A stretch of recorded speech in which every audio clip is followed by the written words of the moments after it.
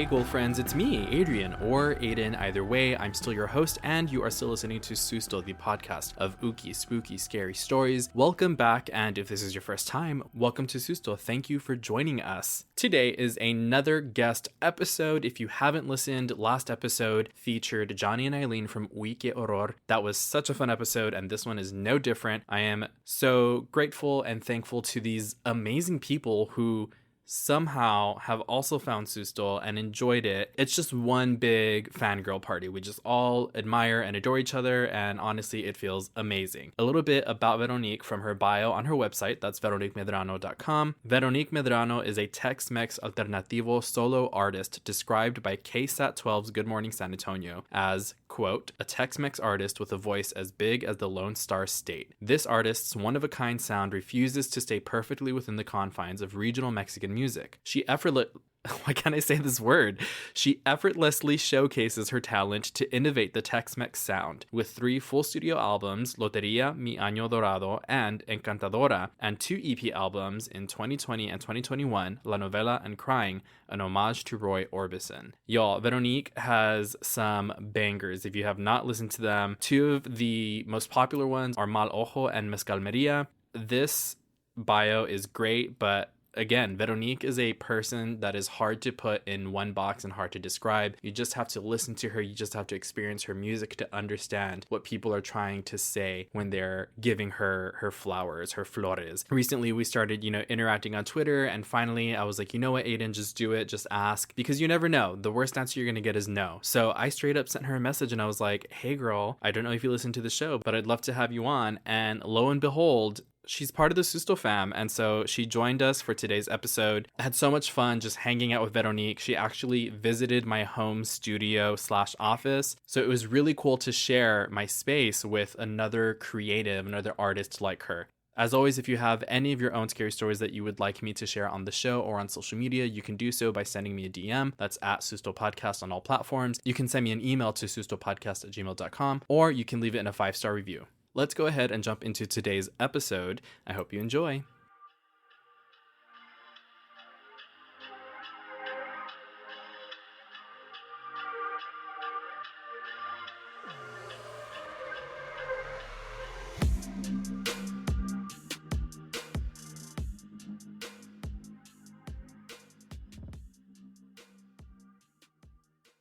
For me, people love watching me play horror games because I have that same reaction seated with the headphones on. And I know now I have the same reaction. Definitely. Either way. Well, that was one of the talking points. So, I mean, let's get into it. This is a great start. We've already dove into it. To get started, you are a musician. You're a very talented musician. And so I want to know how you got your start into music and what was that journey like? Where did it begin for you? I think it's super cliche to ever say that I started as a young kid because I was 4 years old and I sounded like shit. So I will not say that that's when I started because I was not an amazing singer. You could hear that I was going somewhere. Yeah. Like I was going in a direction, but that doesn't mean that the direction was perfect. And I think that the fact that I decided, and my family and I decided, to just invest in anything artistic that I really got into, really helped me out in the long run because it wasn't like I was being made to make money at a young age. Even when I was kind of getting better at about 15, 16, so in high school. So I'm starting to mature vocally. Nope, still not doing anything pay-wise. I did not start working professionally in music till 22, which is unheard of. People start super young and then build. No, my mom was like, absolutely not. You're going to get your bachelor's degree first, then puedes hacer lo que quieras, mija. But cuando no estás en mi casa. I'm like, ma'am, I'm not in your house. Am I helping you? Yes, never mind. I'm going to shut up. And that was the vibe, just getting myself together, and I don't regret that for a moment, but that's how I started. I started right out of college. Wow. And released my first Tejano album. At the time, I was performing professionally. for about 2 to 3 years prior to that, because I really did yeet myself out of music. Yeah. I didn't have a good college music experience for my freshman and sophomore year. And mind you, you're still taking your basics. So you can kind of like futz around with that. And so I did not have a good experience in college with the music department where I was at. It was very much, you're being taught. Actually, I take that back. I was having a conversation with Ruben Ramos the other day, and he was talking about systemic racism in school and in work yesterday. And now that I'm just kind of like sitting with it, just sitting here with you, I clearly recall fairer skinned Latinas getting the performance track, and I was given the education track. And being told like who would ever see you in an opera, and being pushed vocally to the point that I almost damaged my voice. Yeah. Like they're pushing you to a point to damage yourself so you don't perform. Wow. And I saw that, and I felt so weird. Like there was something going on and I felt so weird, and I pulled out. I said, I don't need to be part of the music department. I'm great. I'm great as is. I can learn stuff on my own. And sure enough, like the jazz department. So this is like the vocal department. Yeah. But the jazz group and the mariachi group took me in almost like this little baby duckling and really helped expand what I was vocally, so that when I finally came back into it, about 3 years later, I just felt a little bit better. Yeah. I mean, to be honest, I kind of love that for you. It sounds very much like your family, they fostered it as a passion and not a business. Yes. And I mean, obviously, I'm not going to try and like, I'm not saying that people shouldn't do that, but I think this is a really beautiful approach to it, because music is, it is passion, right? And you can tell, art. Yeah, it's art. You can tell when people are doing it purely for money, for the clout, for what have you, and versus when people are doing it because they care about it, because they see it as art. And so I think, just hearing you talk about it, it feels like your family did such a great job of, again, nurturing it as like, this is your art, this is your talent, that it's special to you, so that when you were faced with all of this, frankly, bullshit, that you were like, well, actually, I don't need you, because I know what this is about and I know what it means to me. And I was doing my research, and I was going through your blog, and the vlog, the infamous vlog. Yes, I loved it. When I saw it, I was like, work, you better brand. And I saw that post about the vocal damage, and I was like, this is wild, because if my research is correct, yes, is that happened between your first 2 albums, right? Yes. Can you talk about that? Oh yeah. Oh my God. Nobody's talked to me about that. Well, I just want to say, because as someone who uses my voice as a podcaster, obviously in a very different capacity, it's still scary to think of like, what if I couldn't? What? But technically, it's not in a different capacity. People who are voice actors, people who are in radio, because, and this is where, I'm gonna just kind of go back a little bit. Mm-hmm. I've constantly had struggles within music education organizations, because they all have very clear ideas of where they want you to go. Yeah. And they all have machinations of who can do those things. So they already start teaching you gatekeeping. Yeah. If you are an entertainer, gatekeeping. Of course, it depends on who you are, but you know about gatekeeping from school. Yeah. And so it started when I was doing media tech in high school and then in college. So like when I transitioned out of the music department, I went into radio and TV and was dealing with all that, and started to realize that I could still get a sore throat. I could still have the same issues that I had as a voiceover radio personality that I still had when singing. Mm-hmm. And that's when it immediately clicked to me. Mm-hmm. And I started doing a lot more research, and I started to understand a little bit more. And I'm not perfect. At the time, I was eating things I shouldn't have, doing things I shouldn't have, because of exactly that. People think that because you are in a vocal capacity, that you do not have the same risks as a vocalist, but the risks are still there. Yeah. And I have a lot of voice actor friends who tell me, you know, like they'll have them screaming for like an hour. You know, a certain scene. Let's just say the scene has screaming, or you're supposed to talk really loud or whatever. That's still almost like singing, singing on a mic. It doesn't matter. That it's a lot of stress and a lot of pressure. And so it's crazy that you're asking me about it, because no one has asked me about that particular thing, because I knew about vocalists who were pushed to the point that they would damage their voice. Oh my gosh. Because these vocal teachers, you know, they have all this power, and they want to just kind of push you to a point that's just ridiculously extreme.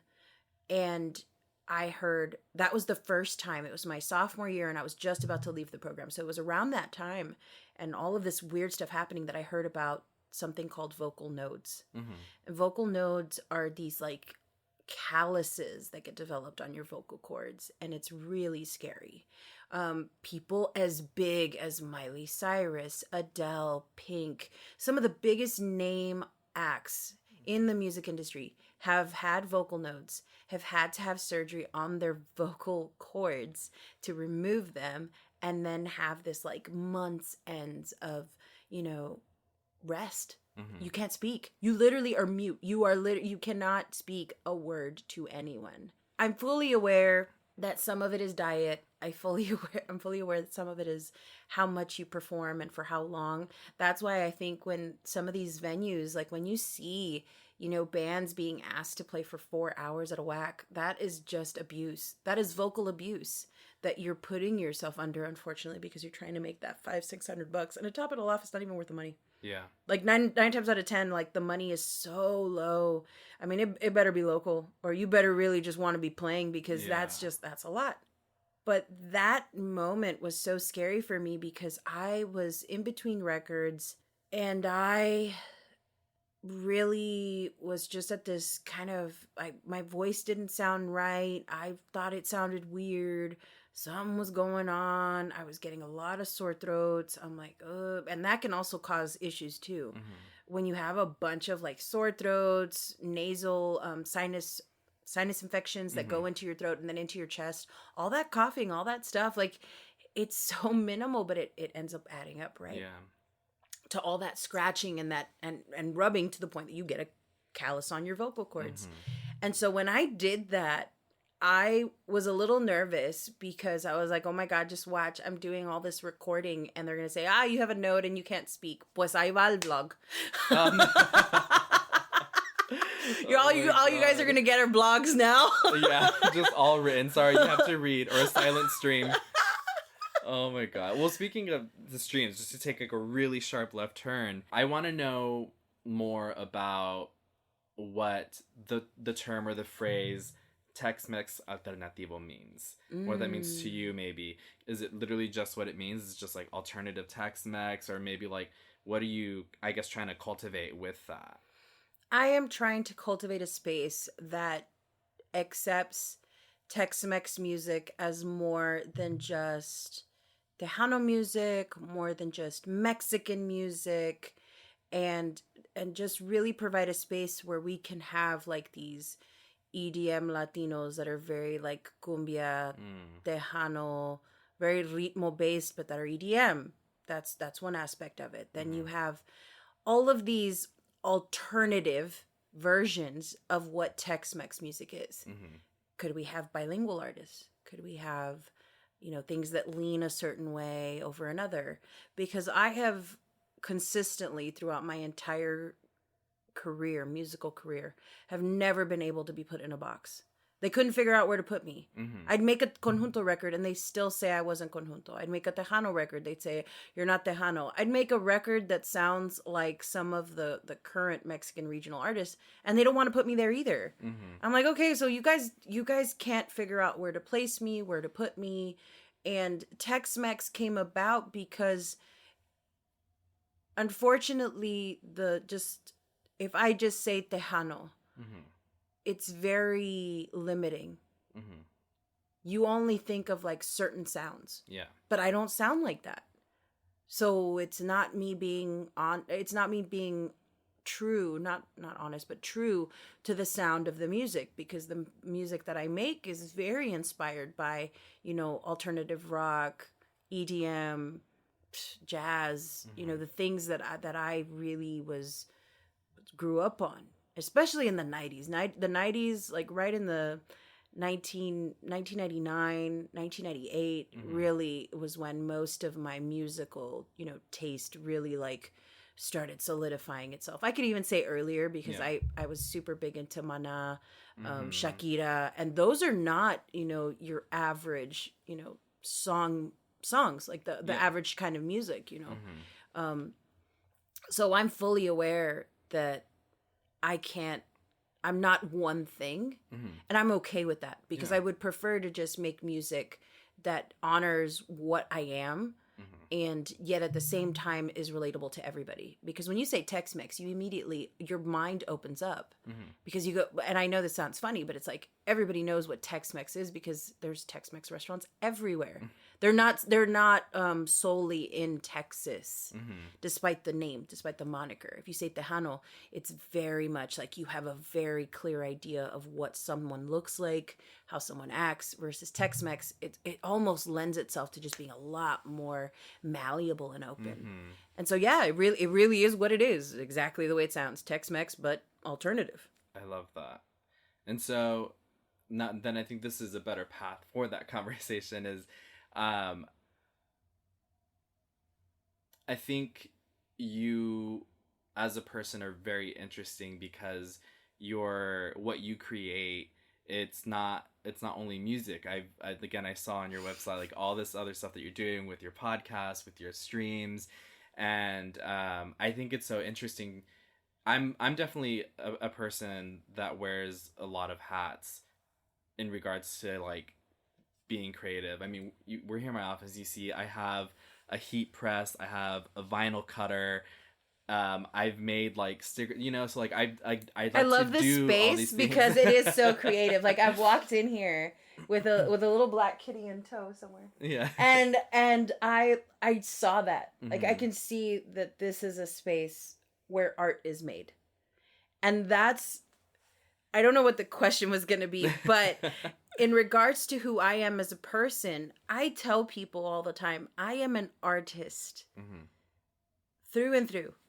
I paint, I sing, I write, I'm a videographer, I stream. So, I do a little bit of everything, not because I need to do any of those things, but because that's just how I am as a person. I have never been this is the only thing I'm ever going to do. And I respect any and everybody that only wants to do one thing. Because no te gusta la mala vida. That's a choice you made. But for me, I feel this deep desire to be able to express myself in whatever medium that I am good at.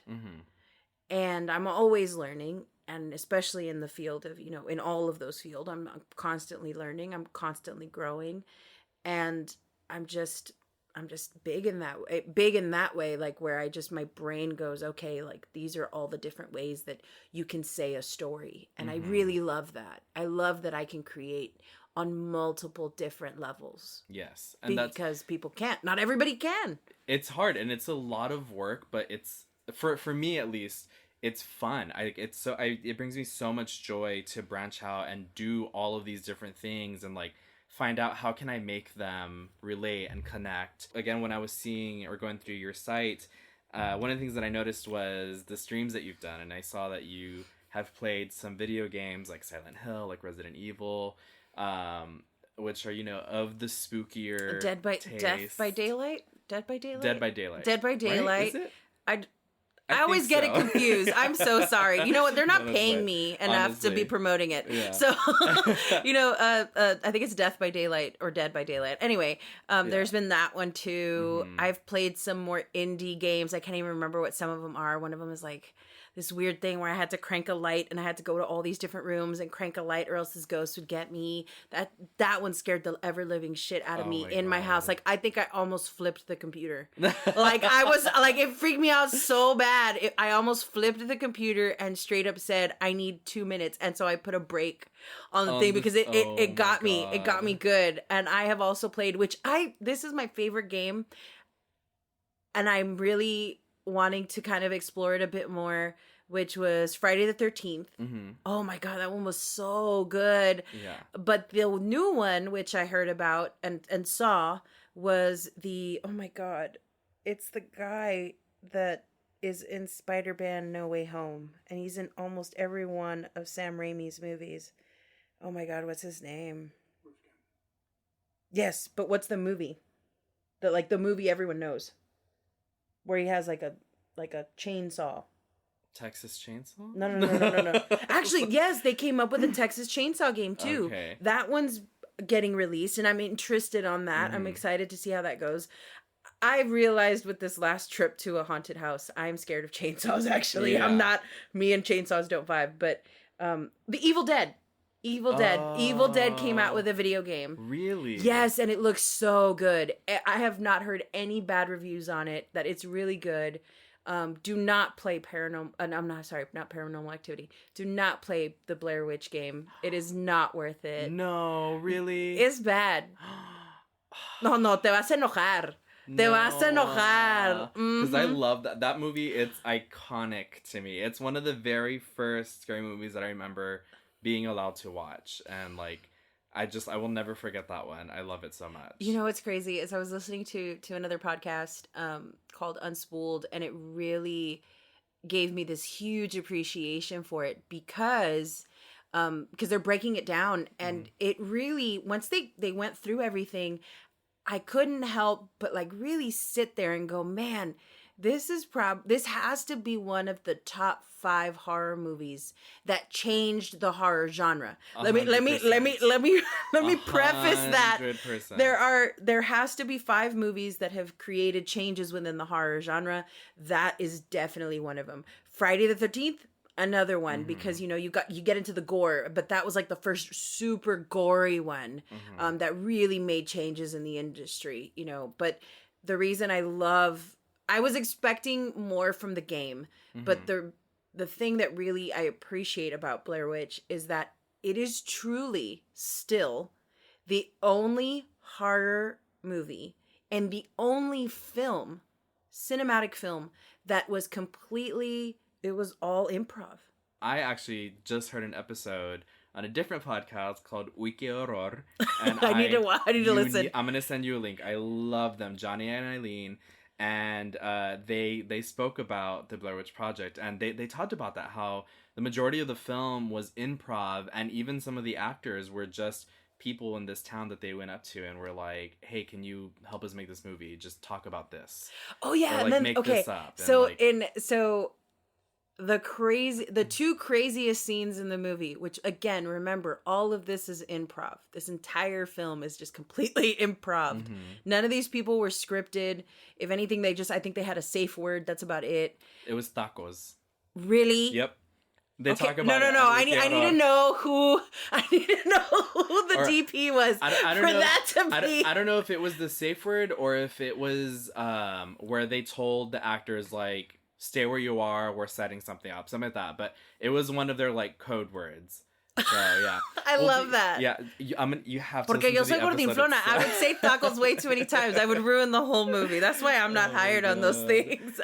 Yeah, well, so all of that was to ask like what, and we're already talking about it, but like what your relationship is with like the spooky, the paranormal. Oh my God, my relationship with it is no mames. That is, honestly, that's the perfect way to sum that up. Truly, honestly. Absolutely not. Well, so do you believe in ghosts? Fuck yeah. Okay. Absolutely. Well, I live in the valley. We are inundated with spooky stories of things that are under your bed, el cucuy, the the Diablo, the girl who danced with the devil. the girl who danced with the devil. Yeah. And I wanted to talk to you about that. Was like, what do you think is the most, I guess, either your favorite or the one that stood out to you the most story that we heard growing up? Because I know we heard a lot of the same stories growing up. So I got this book, and it's funny because I've gotten multiple books. One of them I didn't realize till quite recently, because somebody pointed it out to me, was by a really good friend of mine called David Bowles. Oh, yeah. And I didn't realize that as a younger adult, I read his book. And I was like, yo, that was formative for me. And I remember, oh my God. Okay. I don't know if you remember when UTRGV wasn't UTRGV, it was UTV. They had a 3 set of like a manuscript book, but it was in a set of 3, and it looked like super, like, for those who know what zines are, it looked like a little bit of a fancier version of a zine, but it was a zine. Okay. Straight up. And it was like these little like floppies, these floppy things with, you know, those like rings that are plastic. But this university sold them, and it was a set of 3 of ghost stories about everything that went on around the university. And I remember that book. I remember the blue one that David Bowles, if I'm correct, he wrote that one. The one with like the house that, like, I don't know, it's like a schoolhouse. Yeah. But there was one right before that. So this tells you my parents were messed up. They really wanted to scare me because there was a children's book that had one about like Big Bird is what they called it. Like practically, like it was a big bird. Do you know what this book was? What it was called or what it looked like? It was like this like orangey red cover. Oh my God, do you have it in this house? Do you have it? I'm gonna die. I haven't seen that book in years, but I know what it looks like. From elementary. No, it is not that. No, that's not it. It was a children's book. It was a children's book, like straight up. Well, I've referenced this one multiple times because this has a lot of those stories. By the way, for those of you listening, I'm holding the Stories That Must Not Die book, and I've talked about it a bunch of times. They read this one to us in elementary. You can even see this has my mom's name because she volunteered in my class right here when I was in like 2nd grade. I do not have this book anymore, but now I am going to buy it because it's called Creepy Creatures and Other Cucuys by Javier Garza.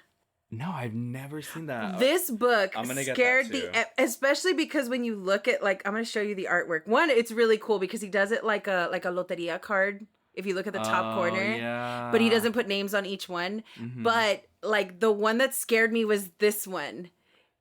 It looks like a pterodactyl. Yeah. But it's called like El Big Bird. Like it's like a thunderbird. Yes, it was creepy. Oh my God. If any, like, it's obviously it's like it's not that expensive, but it was this little itty bitty book. Like this is how big it was, and it was just all these stories. And I remember that book. So vividly. I mean, especially when you look at the cover, like you really won't forget it.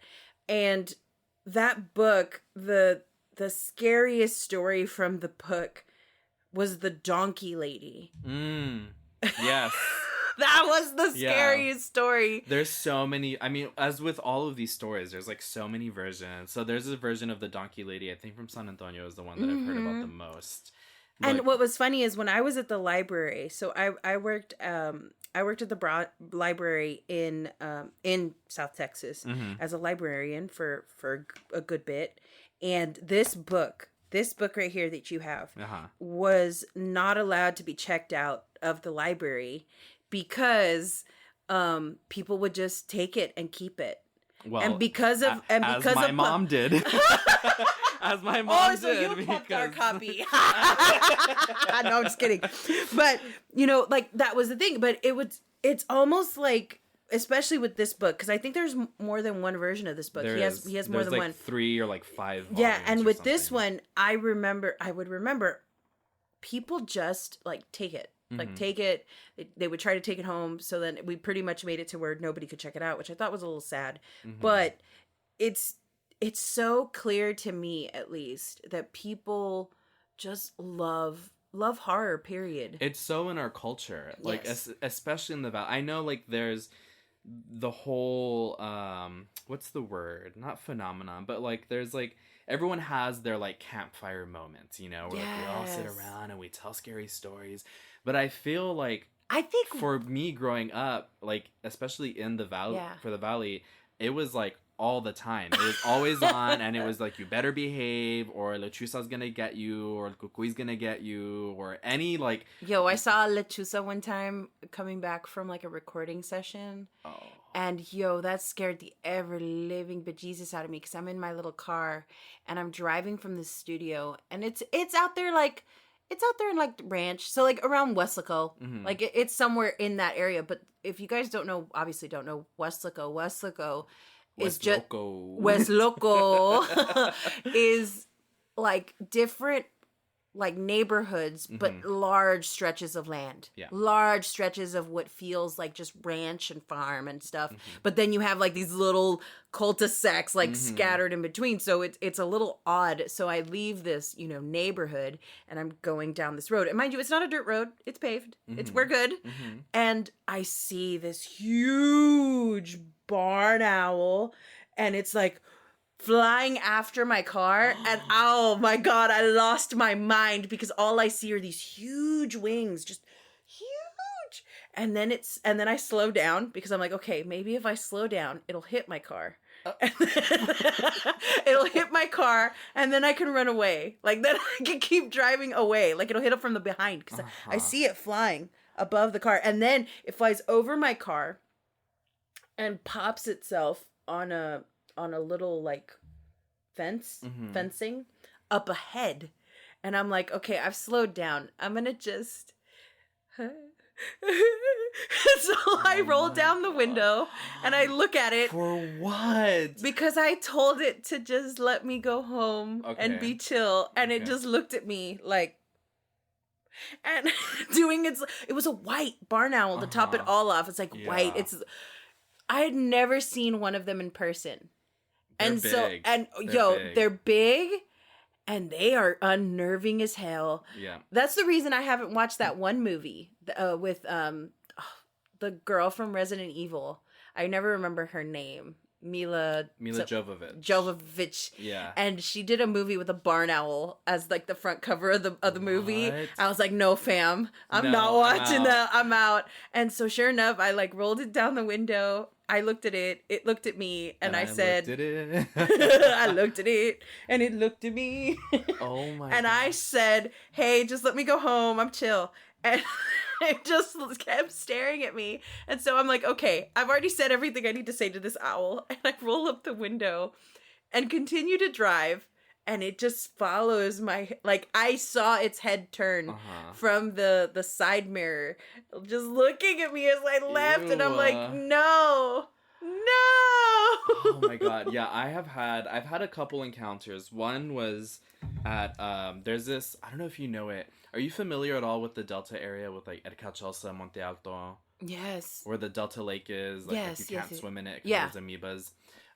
Well, there's that abandoned like mansion. It used to be like a hotel, like a really swanky hotel, like way back in the day. Well, either way, they called it. It used to be called the Jewel of the Delta, and it's like that thing where like in high school, like everybody goes to visit it. And of course, like I did it a couple times with some friends, and one of the times that I went, it was during the daytime, thankfully. A lechuza, it flew from out of the elevator shaft, because that building is just all like beams and like it's like a shell basically now. And yeah, they are huge. They're enormous. Is that maybe, do you think, the one experience, like paranormal experience that you've had? Absolutely or, like, not. I've had multiple. What do you think is like the scariest one?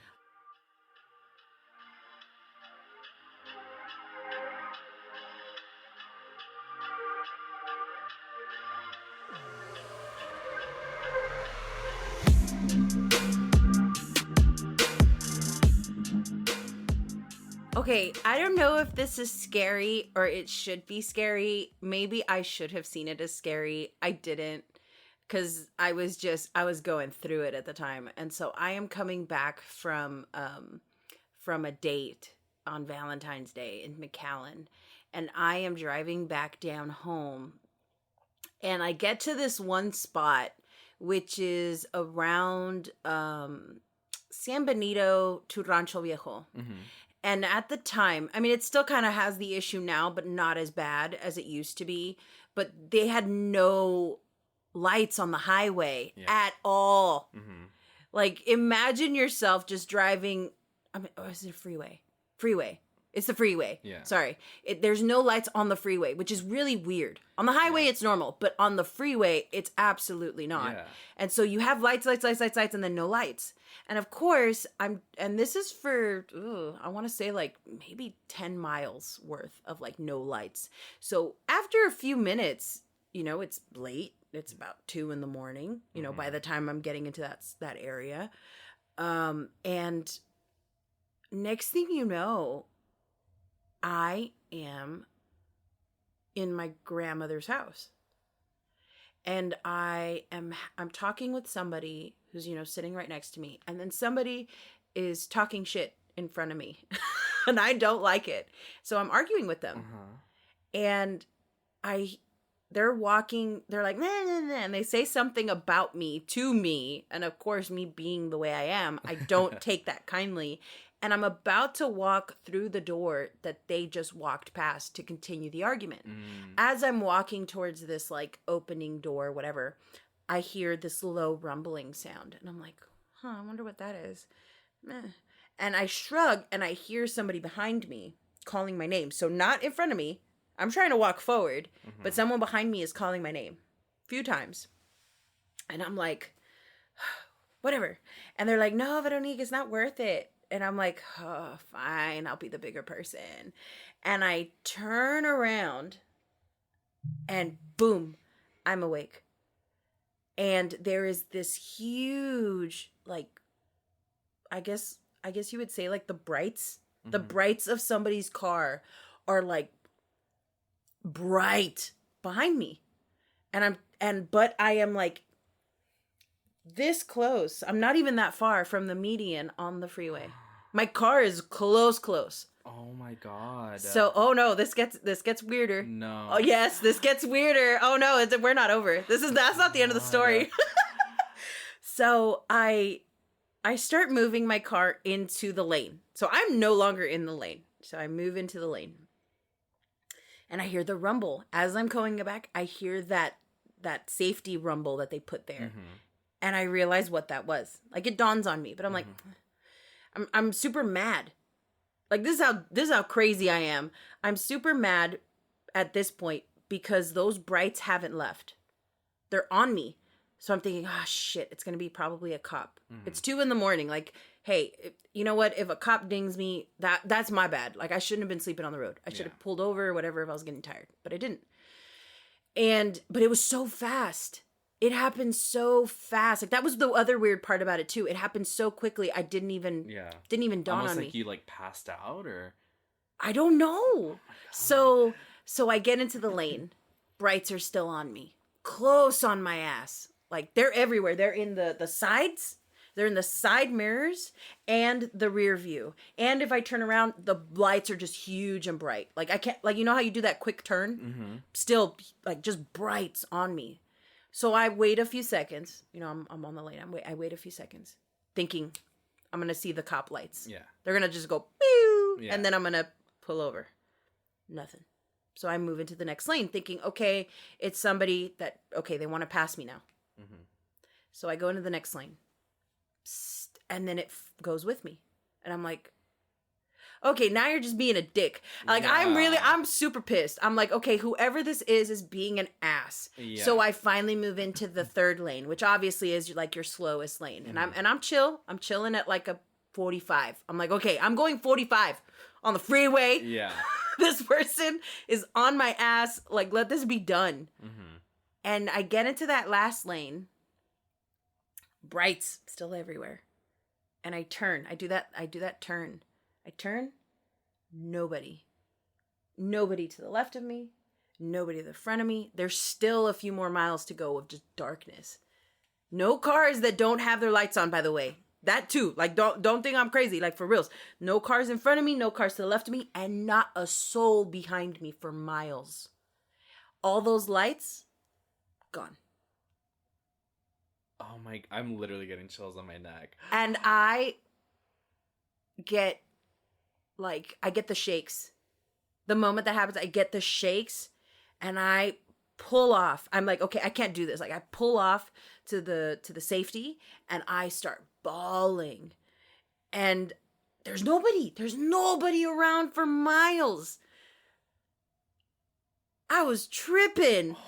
And so I get home, and for like a few weeks after, I would, like, you know how like when you're studying and stuff, because I was fully in college at the time. Mm-hmm. You know how like when you're studying and sometimes you nod off. Mm-hmm. Every time I would nod off, I'd be back in that car. What? The lights everywhere. Oh my God. And I'd freak. And I'd wake up and I'm like, what? But when you were in the car and you had this, we'll call it a vision, you were at your grandma's house when that happened. Yes. Is your grandma still with us? Yes. What the heck? Is your grandma a witch? Is she a bruja? I don't know. That you know of? I know she's like, I want to say she's definitely... Católica. No, she's definitely like... Yes, she is, but she's like... She's very much like backseat Catholic, like me. Mm-hmm. So like curandera católica. Yeah. Like we have those rituals and those things that are just very, to protect and to ward off bad things. And like I always find it so interesting when I look at, like, I don't think she knows this, but like she has these like written things, like she's written out stuff for me. Like I remember I had gone through like a horrible set of dates. Horrible. And I remember like we're sitting and we're talking and she says, "Oh, I want you to take this. Like I pray about, like I've written this out and I pray about this for you every night." And it was like she wanted me to get a partner and all the good things that, a partner that I deserved. That God would give me. Mm-hmm. But that's literally like calling it into existence. Yeah, like she's manifesting it for me. And I was like, yo. And I remember like I took a picture of it and she's done that multiple times, but she's done barridas. She's part of all of that. And when I turned 25, she, like, we had our party, whatever. And she took me aside and she's like, "You are now the person that will be doing this for the family once I'm gone." And I like, it didn't really dawn on me at the time, but it's just like these things that, come from like ancestral spaces that, are coming from our ancestors, living or dead, are just such a big part of who we are. Yeah. And I didn't even realize it at the time, but like, I would definitely say that she is just, her and others are constantly protecting me. Mm-hmm. There have been situations that like I definitely shouldn't have gotten out of, but yet there was something around. Mm-hmm. Like one time somebody told me, somebody I was dating told me that they had to leave because they saw someone in the room. There was no one there. I was knocked out. I was asleep. But that, like, I wake up and I don't see them there, and I called them later, and we never dated again. But they were like, no, somebody was in the room. I'm like, what the hell? And I was curious. Yeah. I was so curious about what the hell that was, and but you never felt that presence. Like, no. Wow. No, those people did. Yeah. Yes. They were being chased off. Yes. I mean, some of them should be chased off a little harder, but yes. I mean, no, like for reals, like there have always been instances of something. I just am so used to it now. It's just kind of like there. I'm like, I know something's there. Yeah. I don't know what it is. There's things that cannot be explained. Mm-hmm. There are so many things that can't be explained. I love talking about that, especially, and by that I mean like, this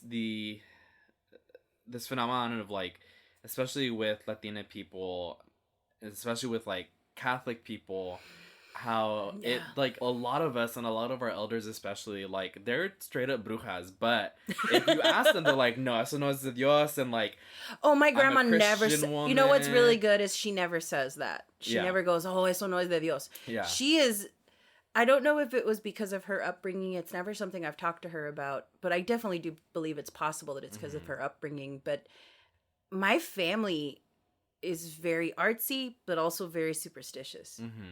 So we definitely don't take that shit lightly. Yeah, and that's what I'm saying, is I feel like there's this connection of whether or not people will claim it or not, is there's this, and I just did, like, the episode that came out this week was about, it's about this church in Chamula, Mexico, which is in, like, southern Chiapas, and it's this church where people are, like, there's all this, like, mystery surrounding it, because the people that reside there, they're Mayan. They're called the Tzotzil Maya people, and they're still very much connected with their indigeneity. I mean, they're indigenous people, and, like, through, like, multiple attempts of colonization, some Catholicism has, like, found its way into their region and into their culture. And so this church is so mysterious to the general public or to people that are not from there, because they incorporate indigenous practices with Catholicism. So it's Iglesia San Manuel. It's a Catholic structure, but then you walk in and they're doing, like, indigenous rituals and practices and things that I think we would identify as brujeria, which may not be what they call it. But that's why I think that we are brought up with this connection to the paranormal, because especially on the border, ni de aquí ni de allá. Yes. You know, we understand it as, like, this is part of our culture, but then we're still being taught, but it's spooky, but it's scary. And so that's largely what a lot of what I tried to do with the show also, is kind of demystify this stuff. It's other. Like, yeah. It's not right. It's evil. Exactly. Like, you know, it's so crazy, because right now I'm in the process of figuring out where my indigenous aspects of my family tree are from. And I know there's, like, a lot of conversation about people rediscovering, and that, you know, it's rude, you know, to people who are indigenous. But for Mexicanos, Mexican Americans, we're not from here, we're not from there. Ni de aquí, ni de allá. Y eso duele muchísimo. Yeah. It hurts. I don't think people understand how much it hurts to be judged based off of a colonizer language like Spanish. Because you don't speak it. Like, fam, your ancestors didn't speak it either. Like, that was not the original language. Like, here's a good example. You know, what's going on in LA, and how, you know, for me, it was like a big eye-opener that, you know, there's indigenous communities there. And, you know, I'm sure, you know, there's just so much aspects of Latine culture that it really is not a one-size-fits-all. There's just so much complexity, so much nuance, so much depth. And so for me, especially as someone who had a single mother, you know, I know that side of my family really well. They're such a big part of my life. Yeah. They support my artistic career. They're a big, big part of my life. But the other half of me is mysterious, and a lot of us want to know where we belong, what has been hidden from us, what is this other feeling that we can't quite place. And some of us are indigenous. Some of us may not be. But for those of us who are, there's nothing wrong with us trying to reclaim that and honor it and hold on to it. I always think of, like, the movie Coco in that aspect, because if you don't know it, you don't know the stories, it disappears. Yeah. And it's such a big part of history, how much of our culture, how much of our familial ancestry gets dissipated over time, because just people are people. Yeah. Humans are flawed, and so we only know what the people before us know. And that's just, I'm taking the onus on myself to, figure out more about me and my genealogy. But that's a personal thing. I can't wait to share it with people. I can't wait for people to go on that journey with me. But it's scary because at that point, then I go, pues now I'm really no soy de aquí ni de allá. Because then once I figure that part out, America, the United States doesn't acknowledge Mexican indigenous cultures and factions. So now where do I go? Yeah. That's the real scary thing. Oh, that's the you know what, reality reality is a lot scarier than the stories that we're told. Truly. I'm constantly saying on here that I am more scared of the living than the dead because of what the living are truly capable of. And I want to tell you right now, I'm so proud of you. Stop. Congratulations on your award and your honor. Thank you. To be able to sit in a room and talk about scary things with somebody que es puro. Yeah, puro 956. 100%. It always brings me just so much joy to be able to share with you and others, so proud of you. Congrats. Thank you. And same to you. Gosh. It's so much fun, and it's so cool to connect with people about the 956 and about like the way that we were raised. And but you know what, I am so curious, what is your favorite horror movie? My favorite horror movie. So I'm gonna give you two. Okay, you're allowed. Okay. This is your show. Thank you. The first one that comes to mind, just because it was Halloween season and it's related, it's this movie called Hell House LLC, and it's a found footage movie a la Blair Witch, and it's about this group of people who they buy this like abandoned like motel, and they're gonna turn it into a haunted house to make money, and they're like, we're gonna make so much money. I need to watch especially this. with like the history of this place. Like it's like it's the typical skeptics getting themselves in a situation, but then they have all these like clown mannequins and shit in there. And then like all of this, it's I love it because absolutely not. Yeah, well, because they have like the cameras like set up too in parts of the house or the motel, because they want to capture people getting scared, and so like, we need to set all this up first, and then that's how like they capture all the footage for the movie. I love that one. The other one that comes to mind is, I think it's a Shudder original. Shudder, if you're listening, and it's called sponsor if you're listening. Right, it's their version of La Llorona. Yes. The oh my God. Version. Yes, I keep hearing so much good stuff about it. So good, and unlike the Curse of La Llorona from let's not discuss that. That doesn't exist. Universe, this one that movie doesn't exist, by the way. So good. No, this one does though. No. Like La Llorona, yes. Llorona from but that Guatemala. one, that Conjuring movie, my God. I was like, why? But anyway, so La Llorona. Yeah, it's so good. They do a beautiful, beautiful job talking about the colonization and the systemic racism and the genocide of like indigenous Guatemalan people. Yeah, they really go there, and they tell the story of La Llorona through that perspective. Nice. And it's a modern version. So like the history is there. Well, even then, like the genocide is not like very far away in the past. Like no, it's more not recent than people would think, than I thought when I watched it.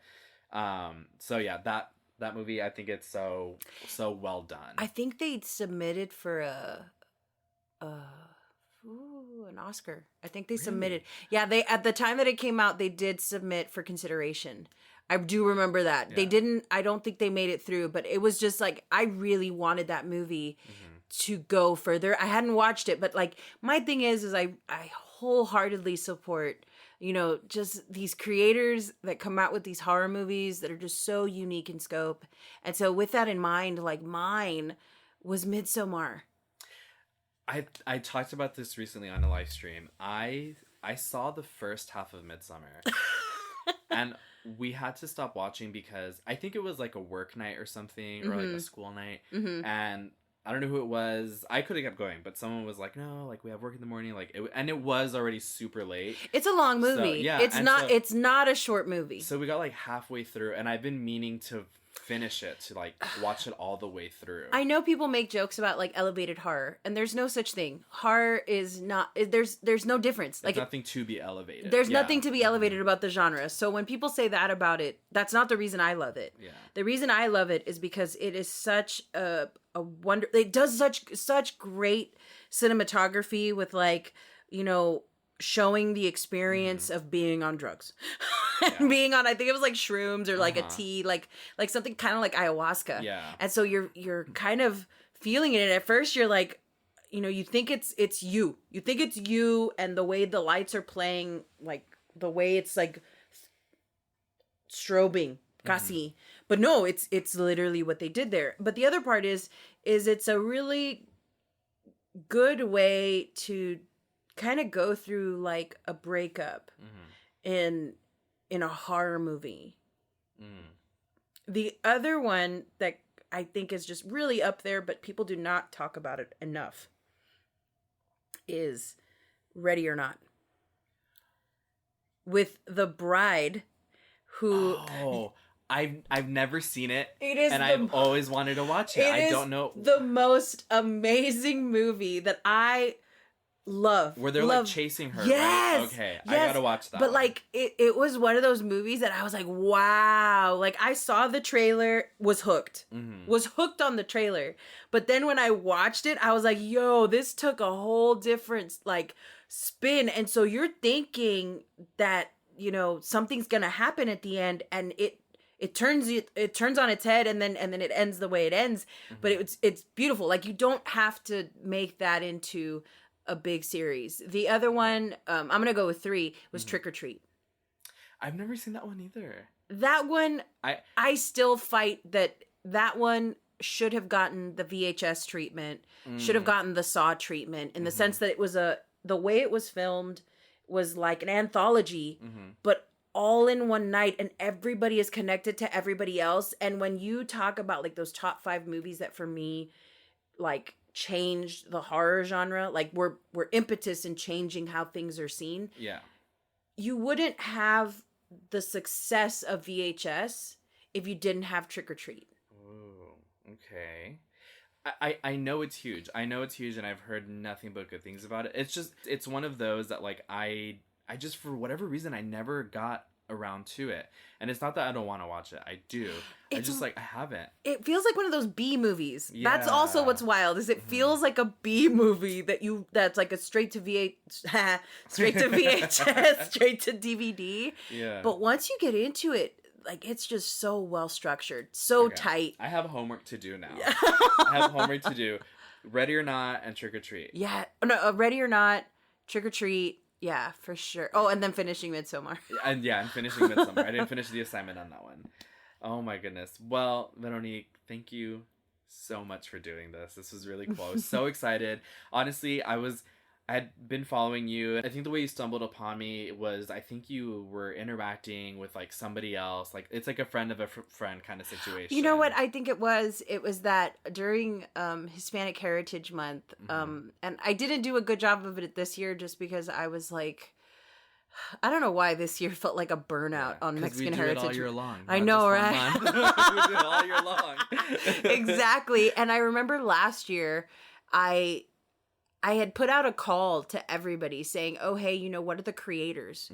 Who are like the creators that are, you know, Mexican, Latine, that we need to be following? And I'm going to make a thread so that anybody who sees it can just hop on this thread and just go through it, and then pick and choose what you want to follow. Yeah, what are you into? And I remember somebody putting you on there. I think it was Latinx Lens or Rosa. I'm trying to remember. It was one of the Twitter girls for movies and horror movies and that horror genre, and she put up a bunch of people. And I remember I saw Susto podcast, and I'm like, Sustame one time. Yes.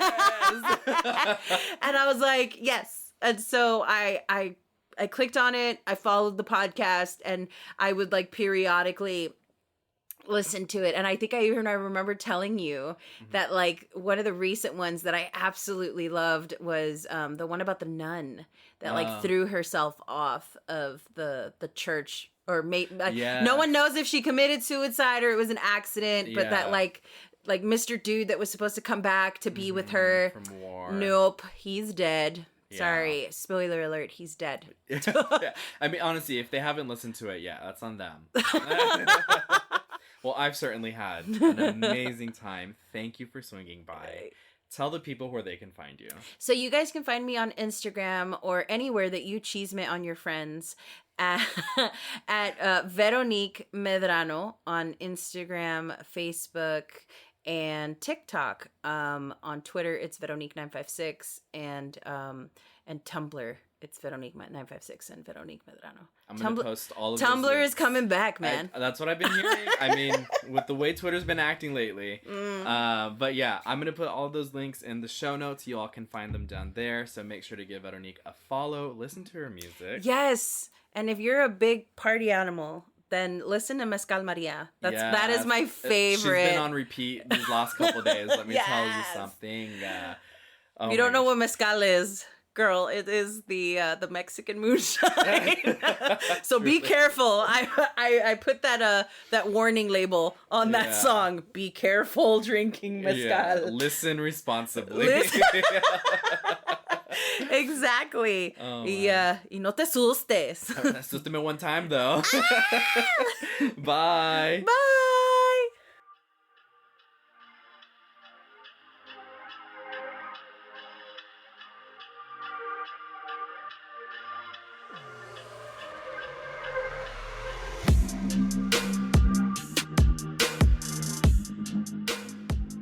Thank you all once more for listening to today's episode. Give it up for Veronique Medrano. I already see it in my head. You all are clapping and you're giving a standing ovation. And make sure to go follow Veronique and listen to her music. I'm going to put her link tree in the show notes below, which has all of her information, all her social media, so you can keep up with her and her work. I'm just so thankful that Veronique shared some really cool, insightful stuff with me, not only about the paranormal, but also obviously about her career as a musician. As always, if you have your own scary story, you know how to get that to me, either on the socials, an email, or a 5-star review. Speaking of reviews, it would mean the underworld to me if you could leave a 5-star rating or a review wherever you are listening, if that's possible. I know it's not on every platform, but if that's an option that you have, please do so. That helps me out a lot. And as always, huge shout out to the patrons. This episode was made possible by the patrons, and they are Liza, Sadie, Rachel, Alejandra, Luther, April, Mario, Eva, Dee, Victoria, Josette, Sam,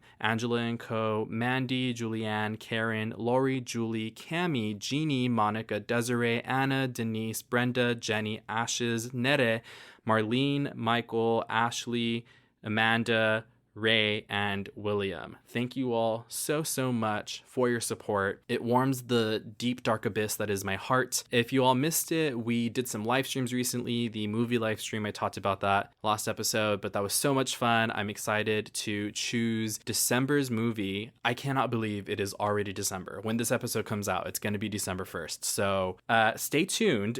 And if you are not a patron and you want to sign up, make sure to visit patreon.com/Susto Podcast. Different tiers give you different benefits, and the Susto Movie Night live stream is one of the benefits that you get at the top tier. I'm actually in the process of making the Susto mail for this month, and it is these really adorable custom cut envelopes that has a little bat in it. I'll post pictures on the social media, and if you are a girlfriend that qualifies for the monthly mail, then you will see this in your mailbox soon. It is so cute. I love it so much. Anyway, before I start rambling, thank you for listening. I'll see you in the next one. And raise the volume. I love this song. Bye.